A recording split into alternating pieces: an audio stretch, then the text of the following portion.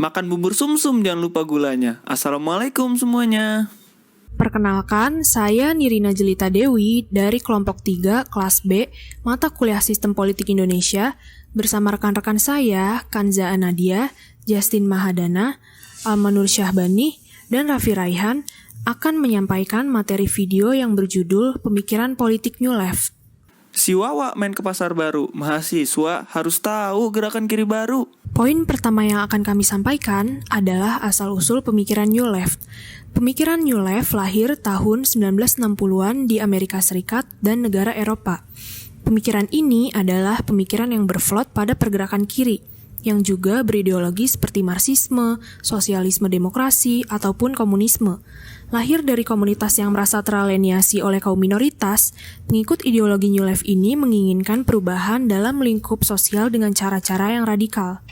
Pemikiran ini adalah hasil dari revitalisasi dari para akademisi, aktivis maupun ideologi dari ajaran-ajaran Karl Marx mengenai kelas sosial, perjuangan kelas sosial, perkembangan kapitalisme, revolusi sosial, dan materialisme. Pemikiran New Left bermotifkan suatu kemuakan terhadap kemewahan tanpa keluhuran. Mereka menginginkan untuk mendapatkan keindahan dan menikmati demokrasi, lebih percaya kepada kreativitas dibanding konsensus. Harapan akan nilai-nilai kebersamaan dalam suatu masyarakat dan menolak birokrasi yang telah mengalami depersonalisasi. Juga adanya keinginan untuk membentuk suatu masyarakat tandingan, lembaga-lembaga yang paralel dan tidak hanya untuk diintegrasikan ke dalam lembaga yang dominan. Permusuhan terhadap apa yang dibayangkan sebagai dehumanisasi dan alienasi masyarakat yang terbelenggu uang. Mereka juga lebih menyukai gaya interpersonal yang swadaya. Poin kedua yang akan kami sampaikan adalah pemahaman pemikiran New Left. Menurut Irvin Howe mendefinisikan New Left sebagai gerakan yang populer, namun tidak terstruktur, sporadik, dan unwell organized. Menurut Irvin Howe, New Left memiliki 4 poin doktrin atau ajaran fundamental. Yang pertama, kecenderungan anti-militerisme yang kuat. New Left berprinsip militerisme dalam segala bentuknya harus dilawan karena bertentangan dengan prinsip-prinsip demokrasi seperti egalitarianisme, perjuangan anti kekerasan, kebebasan dan kemerdekaan individu dan lain-lain. Sebagai contoh di Amerika Serikat, New Left menolak kebijakan luar negeri pemerintah yang mengirim pasukan militer untuk bertempur di Indochina, khususnya adalah Vietnam. Yang kedua adalah anarkisme, yaitu doktrin dan pergerakan yang menolak segala bentuk otoritas politik dan percaya bahwa tatanan sosial bisa dibentuk tanpa mengharuskan adanya otoritas politik itu sendiri. Anarkisme dilakukan karena penolakan unsur-unsur dasar yang membentuk negara, seperti batas-batas negara, kedaulatan negara yang mengatur semua orang yang berada dalam lingkup dan wilayah negara, dan juga terhadap monopoli negara atas alat-alat koersi dan gagasan mengenai bangsa sebagai bentuk tertinggi dalam komunitas politik. Yang ketiga, adanya penolakan terhadap konsep diktator proletariat Stalinis dan birokrasi. Negara-negara komunis Eropa Timur dengan anggapan bahwa diktator proletariat ala komunisme mengekang kebebasan warga negara yang dianggap sumber sebagai penindasan negara terhadap individu atas nama kepentingan mayoritas atau proletariat. Di zaman Stalin berkuasa, jutaan warga negara Uni Soviet menjadi korban kekejaman penguasa komunis. Diktator proletariat adalah tirani mayoritas terhadap komunis dan minoritas. Penolakan atas diktator proletariat inilah yang membuat pemikiran New Left secara ideologis berbeda dengan komunisme. Menurut Mas Hairil, bagaimana pemahaman pemikiran politik New Left atau politik kiri baru? Setahu saya itu kiri baru itu, atau kalau dalam bahasa Inggris itu kan New Left ya. New Left itu berkembang terutama di Eropa, itu sekitar dekade 50, 60, 70. Tapi yang paling masif itu, yang mencerminkan gerakan kiri baru itu ada pada dekade 60, terutama akhir 60 lah. Pada saat itu ada protes besar-besaran di banyak negara dalam menentang perang Vietnam. Jadi saat itu Amerika Serikat menyerang Vietnam dan itu men-trigger atau memancing banyak sekali perlawanan terutama dari anak-anak muda, mahasiswa terutama, yang menjadikan itu sebagai salah satu momentum politik kebangkitan gerakan sosial. Nah, New Left ini unik karena gerakan sosial yang diusung itu relatif baru, mengingat beberapa aspek dalam gerakan New Left itu berbeda dalam banyak hal dengan gerakan sosial yang lama. Taruhlah kalau ada istilah gerakan sosial lama ya. Kenapa berbeda? Karena ada beberapa ide yang membedakan, yang membuat New Left itu unik sehingga melahirkan gerakan sosial baru. Yang pertama itu adalah ide tentang agensi atau subjek perubahan. Dulu subjek perubahan itu biasanya direpresentasikan oleh kelas pekerja. Kalau dalam gerakan kiri yang lama ya kayak gitu. Jadi kelas pekerja ini berasal dari terutama kelas pekerja industrial, atau dalam istilah Marxisme kita sebut sebagai proletariat kayak gitu. Nah, proletariat ini kan dianggap sebagai motor utama perubahan sosial. Mereka itu berantagonisme atau bertentangan dengan kelas kapitalis atau kelompok korporasi. Tetapi di dalam gerakan kiri baru, subjek perubahan itu menjadi lebih cair. Jadi ada pergeseran antara kelas pekerja yang awalnya menjadi subjek utama, kemudian beralih ke kelompok-kelompok seperti mahasiswa, ke kelompok pemerhati isu lingkungan, ke kelompok pemerhati isu identitas, ke kelompok isu feminisme dan segala macam. Artinya gerakan sosial itu tidak lagi dimonopoli oleh gerakan anti kapitalisme yang selama ini berlandaskan pada pertentangan antara kelas pekerja dengan kelas kapitalis. Itu kira-kira gambaran umum kita mengenai New Left itu. Sehingga di situ ada banyak isu baru tuh. Ada isu menentang perang kayak tadi itu, ada isu menentang konsumerisme misalnya, ada isu melawan patriarki dalam masyarakat, ada isu melawan kebijakan-kebijakan yang menghasilkan degradasi besar-besaran terhadap lingkungan kayak gitu. Itu atau bahkan gerakan-gerakan yang mengadvokasi isu tentang orientasi seksual kayak gitu. Misalnya dulu meskipun masih minor ya isunya, isu seperti lesbian, gay, biseksual, LGBT itu sebenarnya sudah ada, tapi belum menjadi perbincangan publik yang utama. Itu kira-kira gerakan New Left itu. Nah, sebenarnya gerakan New Left ini kalau kita lihat secara ideologis atau secara teoritik itu dihasilkan dari gagasan gerakan kiri, leftist movement, kira-kira kayak gitu. Nah, leftist movement itu kan erat kaitannya dengan tradisi sosialisme. Apakah itu dari tradisi anarkisme ataupun dari tradisi Marxisme. Nah, dua tradisi ini dalam tradisi sosialisme itu tadi seperti yang saya katakan, subjek utama perubahan itu ada pada kelas kayak gitu. Yaitu kelas pekerja, dan yang kedua isu mereka itu adalah isu melawan eksploitasi terhadap kapitalisme. Jadi ada buruh yang dimiskinkan, ada masyarakat yang dieksploitasi, ada orang-orang yang dimarginalkan akibat proses kapitalisme yang menghisap atau menindas tersebut. Nah, di dalam New Left masalah eksploitasi itu tidak lagi menjadi masalah utama. Tetapi kapitalisme itu bukan hanya mengeksploitasi secara ekonomi, misalnya membuat buruh itu hidup dengan upah yang sangat murah, atau mempekerjakan anak-anak misalnya, mempekerjakan perempuan dalam kondisi yang tidak manusiawi segala macam. Tapi juga soal misalnya efek kapitalisme di aspek kebudayaan. Aspek kebudayaan itu apa saja? Misalnya orang itu kan hidup di dalam hedonisme atau materialisme, kira-kira kayak gitu. Kemudian lifestyle itu dicirikan oleh konsumerisme kayak gitu. Lalu kehidupan di bawah kapitalisme itu kan menjadikan segala sesuatu itu menjadi terkomodifikasi. Artinya adalah hal-hal yang sifatnya itu alamiah itu kemudian menjadi punya nilai seperti komoditas kayak gitu. Misalnya kan orang berekreasi kan itu sebenarnya hal biasa ya, tapi dalam kapitalisme itu kan ada industri rekreasi misalnya, ada industri waktu luang. Kemudian ketika orang industri pariwisata misalnya, orang kan biasa menikmati keindahan alam itu sebenarnya hal yang sangat lumrah. Tetapi karena ada industri pariwisata, kemudian isu-isu seperti periklanan, industri kecantikan, fashion, kemudian gaya hidup mewah dan segala macam, itu kan menjadi isu baru karena kapitalisme itu tidak hanya mengeksploitasi secara ekonomi politik, tetapi kapitalisme juga menghasilkan problem di wilayah kebudayaan misalnya kayak gitu. Yang keempat, menentang setiap upaya pembentukan sistem.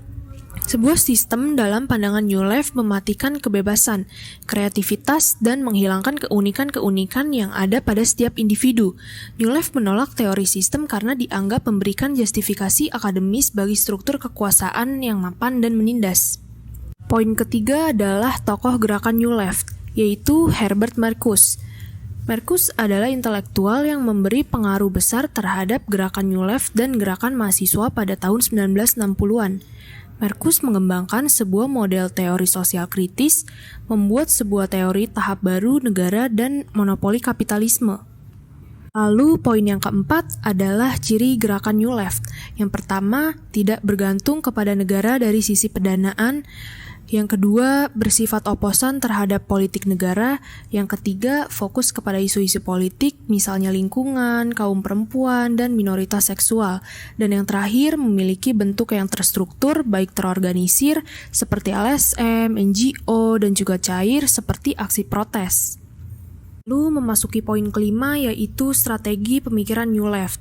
Strategi-strategi yang bisa dilakukan adalah dengan mencoba menjadi kekuatan penyeimbang dan pressure groups lewat agitasi, protes, pembentukan wacana, dan diseminasi nilai-nilai di media. Lalu juga dapat bisa melakukan workshop, training, dan sebagainya. Atau juga bisa melakukan lobby-lobby kepada pembuat kebijakan lewat rekomendasi kebijakan, mempengaruhi partai politik, entitas bisnis, dan pemerintah. Memasuki poin ke-6, yaitu fokus dan tujuan pemikiran New Left. Yang pertama, yaitu fokus pemikiran New Left. Pemikiran ini menekankan kepada aspek-aspek kemanusiaan dan juga pembebasan dari perjuangan. Kebebasan individual dipandang sebagai lebih penting daripada struktur ekonomi dan politik. New Left disebut juga dengan demokrasi partisipatif. Secara bertahap, gerakan tersebut menjelma menjadi kekuatan mahasiswa dan mulai memandang dirinya sebagai suatu gerakan yang melampaui politik, yang mana bertujuan melancarkan revolusi sosial dan juga sebagai suatu upaya dalam mendirikan masyarakat yang paralel. Gerakan ini kemudian lebih tertarik kepada perubahan sosial daripada kemapanan masyarakat dan siap meriksir kerusuhan apabila dibenarkan oleh nilai-nilai yang lebih tinggi dan pada siapa ia telah menyerahkan kepercayaannya. Lalu memasuki tujuan gerakan New Left. New Left bisa ditelusuri ke surat terbuka yang ditulis pada 1960 oleh sosiolog Wright Mills yang berjudul Letter to the New Left. Mills berargumen untuk tujuan sebuah ideologi kiri yang baru, yang bergerak menjauh dari fokus tradisional kiri lama yang menyorot isu-isu perburuhan, menuju isu-isu yang lebih personal seperti menentang alienasi, anomi, dan otoritarianisme. Dengan kata lain, Mills berargumen untuk sebuah perubahan dari kiri yang tradisional menuju sebuah nilai-nilai kontra yang kultura. Menurut David Berner, Wright Mills mengklaim proletariat tidak lagi merupakan kekuatan revolusioner. Agen baru perubahan revolusioner adalah kaum intelektual muda di seluruh dunia. Kiri baru menentang struktur otoritas yang begitu kuat di masyarakat, yang diberi istilah the establishment atau kemapanan. Dan mereka yang menolak otoritas ini kemudian dikenal sebagai manusiaan dan juga pembebasan dari perjuangan. Kebebasan individual dipandang sebagai anti-establishment atau anti-kemapanan. Kiri baru tidak mencari lalu merekrut para pekerja industri, melainkan berkonsentrasi dengan pendekatan organisasi sebagai aktivis sosial. Banyak dari kiri baru yang yakin bahwa mereka bisa menjadi sebuah sumber dari revolusi sosial yang lebih baik. Kiri baru juga terinspirasi oleh SNCC atau Student Non-Violent Coordinating Committee. Para mahasiswa membenarkan diri mereka ke tengah-tengah masyarakat miskin dan membangun dukungan gradual dengan komunitas lokal. Kiri baru memiliki para pemimpin yang menonjol, tetapi secara umum mereka merupakan gerakan akar rumput yang mengakar secara luas, atau setidaknya itulah yang ingin dicapainya. Bisa dikatakan juga bahwa kiri baru yang paling berhasil adalah kelahiran kembali feminisme, sebagaimana kiri baru adalah sebuah institusi yang dijalankan oleh banyak lelaki kulit putih. Perempuan bereaksi atas minimnya politik gender progresif dengan membuat gerakan intelektual sosial mereka sendiri. Intinya, pemikiran ini menyertakan derajat sesama manusia tanpa memandang ras, gender, ataupun agama, semuanya harus setara. Memasuki poin yang ketujuh, adanya kritik terhadap pemikiran New Left. Terdapat 3 kritik dalam pemikiran ini. Yang pertama, pemikiran ini menolak ortodok ekonomi neoliberal. Saat ini, di lembaga-lembaga perguruan tinggi, komunitas bisnis, dan media-media keuangan yang memiliki otonomi besar dari media-media cetak milik pemerintahan. Paham ekonomi neoklasik menempati posisi arus utama. Dengan demikian, teori ekonomi neoklasik menjadi pilar utama dalam menopang gerak maju reformasi, dengan menyediakan fakta-fakta ilmiah sebagai kemanusiaan dan juga pembebasan dari perjuangan. Kebebasan individual dipandang sebagai pendukungnya. Kedua, dalam segi anarkisme, pergerakan ini menolak akan kekerasan yang dilakukan oleh kaum mayoritas terhadap kaum minoritas. Namun, kita juga harus memahami maksud-maksud dari pergerakan ini, karena setiap pergerakan untuk bisa eksis dan mendapat simpati dari masyarakat, biasanya mereka melakukan cara-cara yang simpatik terhadap kaum yang teralienasi dan menolak birokrasi yang dihuni oleh kaum proletariat. Sehingga dukungan yang hadir untuk pergerakan ini sifatnya bisa diharapkan mencapai militansi yang dapat merusak pemerintahan saat ini, sehingga para pengikut pemikiran ini dapat naik untuk menggantikan pemerintahan hari ini dengan sistem-sistem yang mungkin kita sendiri tidak tahu seperti apa, karena dalam kampanye pemikirannya, mereka hanya terus-menerus mengkritik tanpa adanya konsep-konsep yang pasti untuk memperbaiki sistem yang ada. Yang ketiga, dalam unsur agama, pemikiran New Left adalah misi baru dari pemikiran kiri lama. Namun, pada saat ini mereka lebih mengkonsepkan pemikiran kiri lama dengan cara-cara yang lebih modern dan menghunus ke pemikiran anak-anak muda yang notabene-nya adalah orang yang memang seringkali tidak sepemikiran dengan para orang tua. Dari pemikiran ini, kita harus tahu betul memahami konsep-konsep kepentingan yang mereka bangun, karena hal ini juga demi kebaikan generasi muda dan masa depan dunia. Apabila manusia hidup tidak lagi dilandasi atas ajaran agama dan hanya mementingkan kepentingan konyol, seperti menginginkan kebebasan, namun dengan cara keras adalah salah satu contoh yang tidak harus kita jalankan. Seperti yang kita ketahui bersama bahwa pemikiran New Left ini dengan mudah diserap oleh kalangan mahasiswa. Oleh sebab itu, pendapat dari para mahasiswa tentang pemikiran ini adalah salah satu kajian yang baik untuk para mahasiswa, agar para mahasiswa yang tidak menelan secara mentah-mentah mengenai informasi pemahaman ini. Mahasiswa harus memahami dengan baik apa arti sebenarnya pemikiran kiri baru ini, agar tidak mengambil tindakan yang salah untuk sekarang maupun ke depannya. Dengan begitu, maka kita sebagai warga negara Indonesia yang menganut sistem demokrasi tetap dapat menyaring pemikiran-pemikiran yang masuk agar tidak menjadi hal yang menimbulkan suatu kekacauan yang dapat menghancurkan negara kita ini. Karena pemikiran ini pun tidak dilandasi oleh agama, seperti kita ketahui, negara Republik Indonesia adalah negara yang memiliki masyarakat agamis yang menurut kami, paradigma ini harus tetap kita jaga karena dengan tatanan seperti ini kita bisa menjadi manusia yang lebih bermoral dan beretika. Lalu memasuki contoh kasus pemikiran gerakan New Left.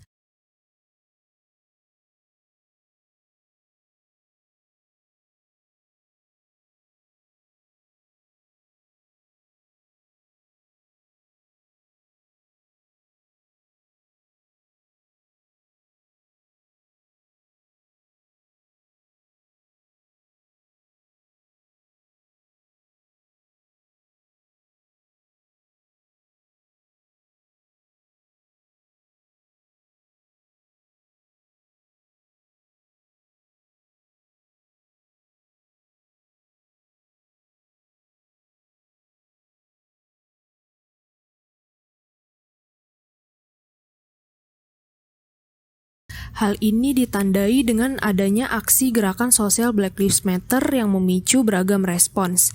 Kami mengklasifikasi tanggapan-tanggapan tersebut dalam dua bentuk, yaitu respons teoritik dan respons politik. Gerakan BLM sendiri telah membangkitkan kesadaran secara luas bahwa supremasi kulit putih masih bercokol di negeri Paman Sam. Hal ini sukses mengarusutamakan diskursus anti-rasisme kulit hitam di tempat-tempat di mana warga kulit hitam pernah diperbudak dan mengalami diskriminasi hingga hari ini.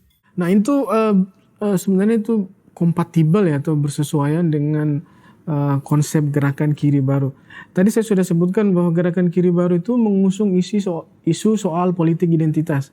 Nah rasisme itu kan menjadi salah satu fenomena dalam politik identitas. Jadi ada problem marginalisasi yang dialami oleh kelompok kulit hitam dalam bentuk rasisme yang sifatnya itu sudah sistemik kayak begitu. Jadi ini bukan hanya soal karena si A itu memang tidak suka sama si B hanya karena dia berkulit hitam, tapi ini rasismenya itu sudah berurat akar, dia itu sudah mewujud di dalam kebijakan misalnya, mewujud di dalam kesadaran atau bahkan mewujud di dalam praktek-praktek institusi, sehingga rasisme itu ketika orang melakukan tindakan rasialis itu bukan karena si A-nya itu si orang itu tidak suka dengan warna kulit hitam, tapi dia sudah dibiasakan, dikondisikan oleh institusi, oleh relasi politik yang ada untuk bertindak rasis terhadap orang yang punya identitas yang berbeda. Nah,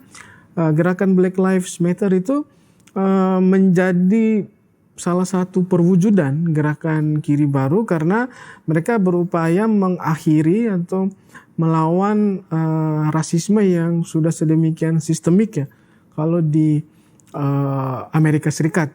Nah itu satu. Terus yang kedua yang unik dari gerakan Black Lives Matter ini bukan hanya kulit hitam yang mengadvokasi atau punya concern terhadap Black Lives Matter itu, tapi kulit putih, kemudian orang-orang dengan etnisitas yang berbeda atau bahkan orang yang dari kelas buruh misalnya, kelas menengah ke atas misalnya, orang-orang yang mapan secara ekonomi atau bahkan selebriti atau sosialita juga itu menunjukkan concern yang sama. Bahkan para olahragawan, atlet itu kalau di NBA itu kan ada salam yang salut terhadap gerakan ini tuh, Black Lives Matter itu, atau beberapa atlet itu yang menunjukkan simpati dan solidaritas kayak gitu. Artinya isu terhadap isu melawan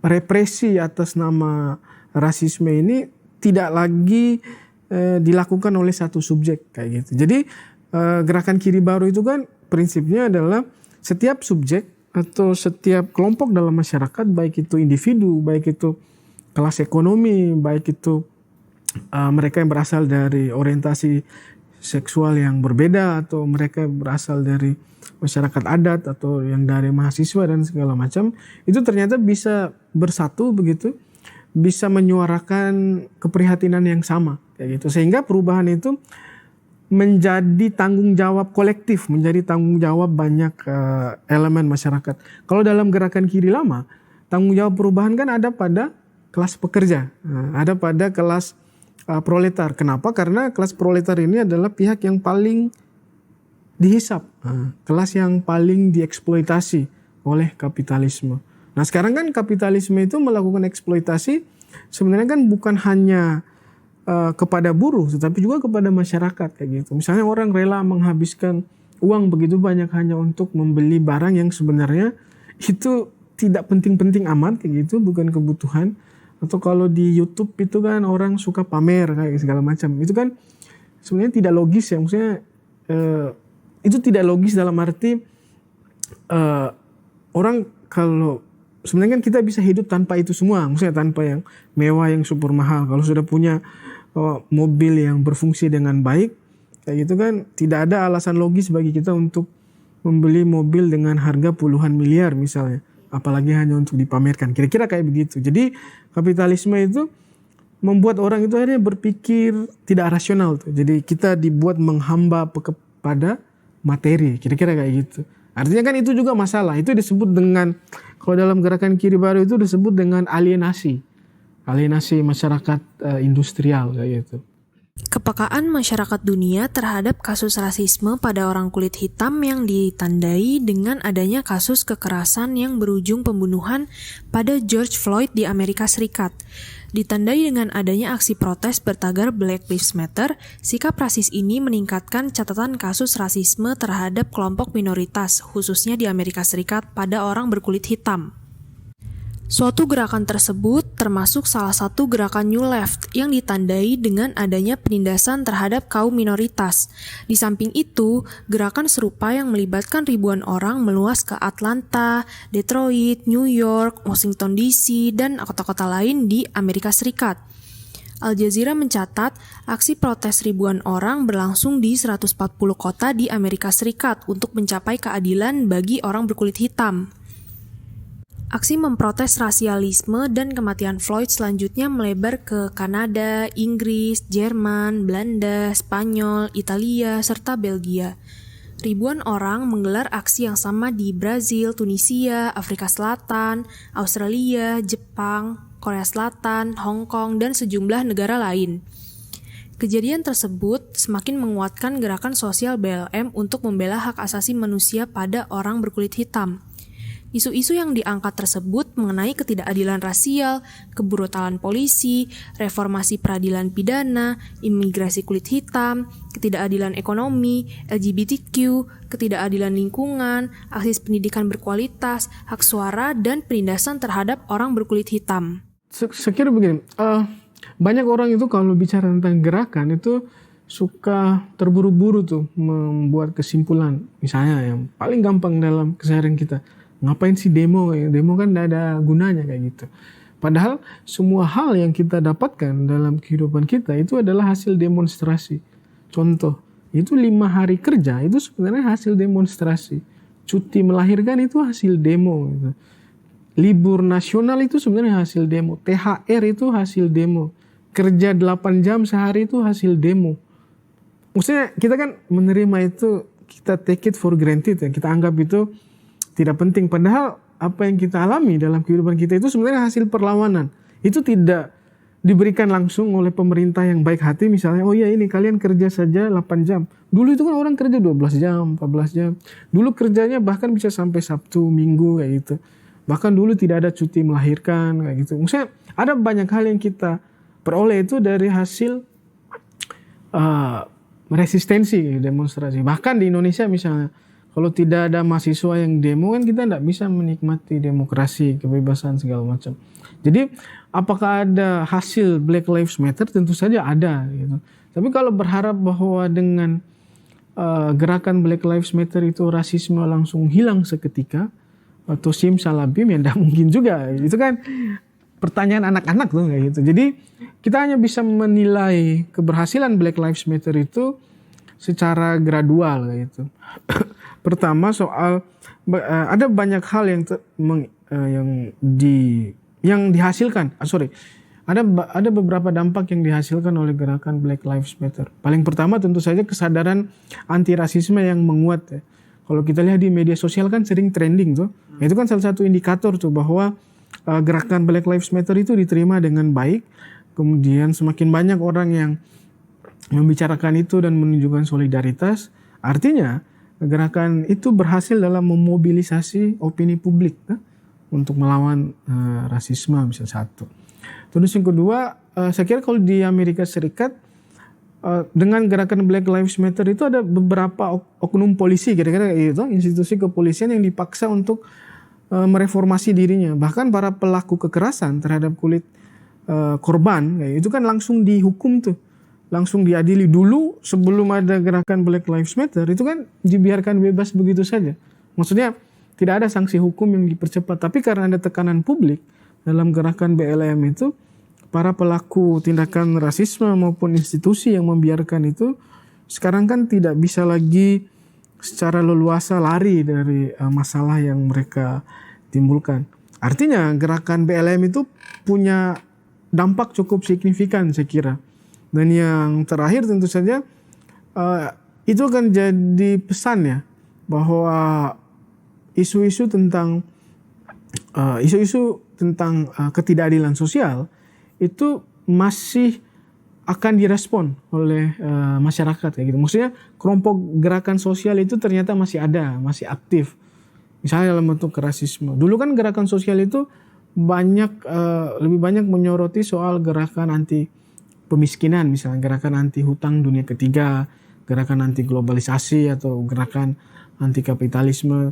Tapi sekarang isu-isu tersebut kan menjadi lebih luas, menjadi gerakan anti rasisme, gerakan anti gerakan melawan perubahan iklim kayak gitu, gerakan melawan patriarki atau munculnya kolektif-kolektif pro feminisme di banyak tempat. Saya kira satu isu gerakan dengan isu gerakan lainnya itu berhubungan. Jadi kelompok-kelompok itu bisa saling terkonsolidasi. Nah, itu yang unik dari gerakan Kiri Baru. Jadi misalnya kalian besok demo soal feminisme, saya hari ini demo soal lingkungan misalnya. Jadi dua kelompok ini, saya dan kalian itu masih bisa punya kontak, bisa bekerja sama. Tapi kalau dalam gerakan sosial yang lama itu kayak ya sudah itu urusan kalian. Feminisme itu urusan kalian. Misalnya lingkungan itu urusan saya. Jadi kayak jalan terpisah-pisah. Tapi dengan gerakan Kiri Baru itu kesadaran kolektif itu lebih mudah untuk terbangun sehingga muncul advokasi bersama. Sekian pembahasan mengenai pemikiran politik New Left yang dapat kelompok kami sampaikan. Semoga video ini dapat menambah insight dan bermanfaat bagi para penonton. Wassalamualaikum warahmatullahi wabarakatuh.